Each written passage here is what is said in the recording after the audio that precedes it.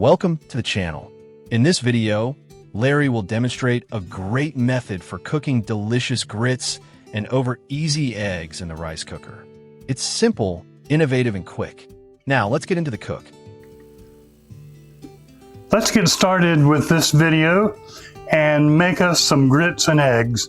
First thing we're going to do is use 1 cup, and it doesn't really matter if it's an actual cup, but I'm using these cups that came with the rice maker, and whether they're a cup or not, everything's relative.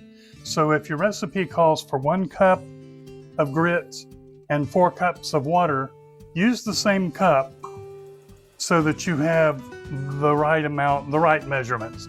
So I've put 1 cup of the grits in the rice cooker, and this particular brand calls for 4 cups. Let me look and just make sure. Yes, 4 cups of water to go with that. Some of them use 2, some use 3, some use 4. This one uses 4. It's yellow, ancient grain grits from the Midwest. It's an old Indian recipe that's been around for 100 years. There's 2, 3, and 4. And I like the yellow grits particularly for this cook because it'll leave a nice contrast for the white eggs rather than using white grits. And I'm going to stir that up. Now let me tell you something that I do a lot of times.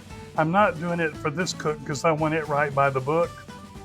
But if you want these even, excuse me, more creamy and better flavor, better consistency, put half water and half milk, and it'll really make a smooth, creamy grits. Let's put the lid on there, and now let's turn on the cooker. Here's the front of the cooker, and with these cookers, as I've said so many times, they're either on or off. There's not an on-off switch. When you plug it in, they're on. When you unplug it, they're off. However, when you first plug it in, they're on warm. Warm is the little amber light, and it'll sit there and just keep things warm either after you cook or before you cook. But to cook these, we're going to put it on, we're going to press the lever down and send it to cook, and that'll start it on the cooking cycle, and it'll cook until these grits are done, then it'll turn off. You're supposed to be able to set it and forget it, but I don't do that. What I'm going to do is about every 5 minutes or so, I'm going to open it up and stir it with my little whisk that I used when I mixed it in to begin with. And I'll bring you along for that. We'll do an overhead view on it at that point and show you how we stir them. So let's get started with it cooking, and I'll be back when it's time to do the first stir. It's been cooking now for about 10 minutes, and it's not boiling quite yet, but it's getting hot. You can tell the way it looks. So I'm going to go ahead and give it a quick stir. Hold the edge of the pot because it gets very hot. This is a lot of liquid in here with the 4 cups, so it'll take it a little bit longer than it takes some of the white grits. Some of them usually only take 2 cups. But we're going to let this go, and I like these, so that's what we're going to use. That's the 10-minute mark, and we'll check back in just a few minutes and see how we're coming along with it. It's been 15 minutes now, and you can see that it's boiling. You're getting a good view of that on the camera. So let's take the lid off and give it a stir. It's beginning to get thicker now.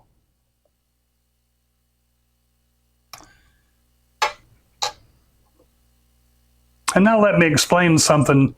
I'm sure that any of you who've watched any of my rice cooker videos before know this because I explain it in all of them, but the way this thing knows to turn off is not by the volume that's inside and not by what you have in it, but by the moisture content. And all of these rice cookers, they use the principle that, of course, you can only get water to 212 degrees. Once it boils and the steam comes off of it, the heat comes off with the steam, and it won't get any hotter. But once you begin to cook down and there's less and less water in whatever you're cooking, then the temperature in the pot is able to rise above 212. And when it gets to about 216 or 17, maybe 220 degrees, that's what triggers a magnet inside the pot to switch off and go to keep warm. Very innovative, very simple, but it's been around for years and years and years. And that's what we're waiting for. So we're going to let it cook on, and then in another 5 minutes or so, we'll stir it again. And again, remember, the stirring steps that I'm doing are optional. You don't have to stir them. I just like it because it seems like it makes them creamier. So I'll be back. It's been another 5 minutes, which is a total of 20 minutes now. And you can see that the grits have popped up onto the lid, and that won't hurt a thing. That's perfectly fine, and that's expected. I'm going to stir it, and it's getting real thick now. So I don't think it'll be very long before it cuts over to the keep warm. So we'll keep watching, and when it does, we'll move on to the next step.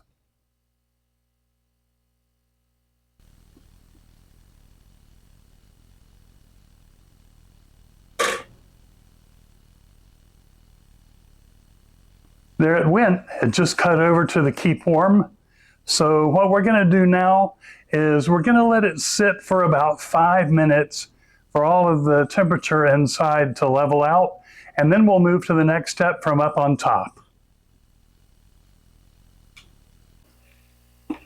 These have been finished now for about 5 minutes, and they're still on keep warm.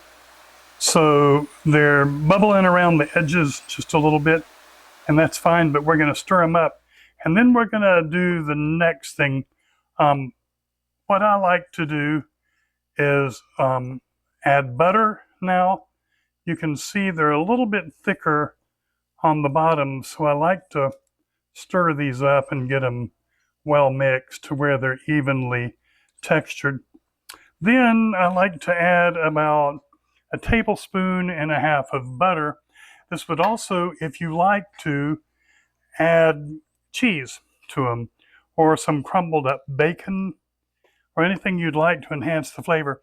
I'm also going to add a little of my go-to salt and pepper, my Pit Beast coarse ground salt and pepper. I'm going to add just a sprinkle of that to add flavor. You can add anything you like, make them your own, to make your breakfast or whatever meal you're making this for exactly what you want it. You don't have to do it my way, although I don't know why you wouldn't. That was a little joke. So we're going to mix these up, and then we're going to kind of pull them to the edges so we can put the egg in the center and let it cook. And we're not going to turn it back on the cook setting. We're going to leave it on keep warm. And it's going to take about 5 to 8 minutes for that egg to cook. So what we'll do, we're going to leave the egg. I like it over easy or over easy-ish. So I'm going to pour it in there with the yolk whole and not break the yolk. And then we're going to put the lid back on and keep an eye on it. And I'll let you keep an eye on it with me. Let me zoom it in just a little bit so you can get a better look.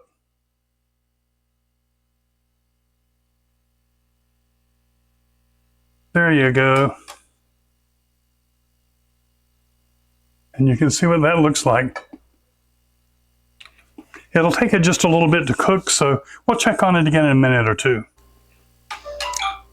It's been about 5 minutes, and you can see that it's beginning to turn white, reflecting that the white is cooking around the edges, so let's leave it alone for a few more minutes. Okay, we're all done with it. We've let it sit here now for about 15 minutes and cook. You can see the egg is cooked, and when you do yours, you can test it periodically along the way and make sure that the yolk is cooked to your satisfaction. and that the white is done, then you can dish it right out of here into a bowl or onto a plate, and you've got the best grits and eggs you've probably ever eaten. You've got it all cooked in one pot, so you only have one thing to clean up, not a whole bunch of things. You haven't saved a lot of time, but at least you have not dirtied up a whole lot of things. If you've enjoyed the video, I hope you'll subscribe to the channel, and also you'll find in the links below, there are purchase links for this particular rice cooker, as well as the grits, as well as the salt and pepper. So if you're interested in buying any of those things, I do get a very small commission that I put right back into the channel. So make your purchase through us, doesn't cost you any more, and we'll see you on the next video. Thank you so much for watching and supporting Larry Under Pressure. Your likes, comments, and subscriptions keep this channel cooking. Whether you're here for quick meals, pressure cooker magic, or just some kitchen fun, we truly appreciate you. Below, you'll find Amazon links for items featured in this video. Purchasing through these links won't cost you anything extra, but it does help support Larry Under Pressure, and we truly thank you for every purchase. Don't forget to like, share, and subscribe so you never miss another tasty adventure. More great recipes coming your way. And remember, we're always cooking. Take care.